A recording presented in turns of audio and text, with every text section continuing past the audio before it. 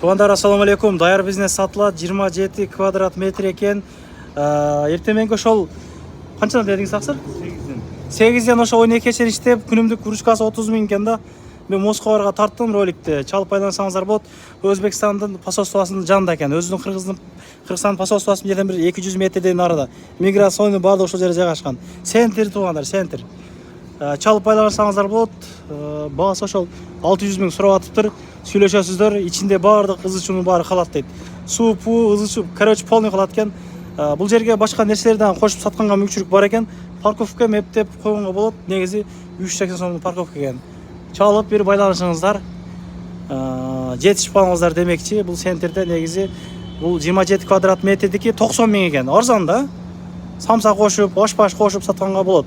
Негизги клиенттер ушул жерде иштеген, офисте иштеген адамдар экен. 50% эле, а так калганы нары бери өткөндөр эле экен да.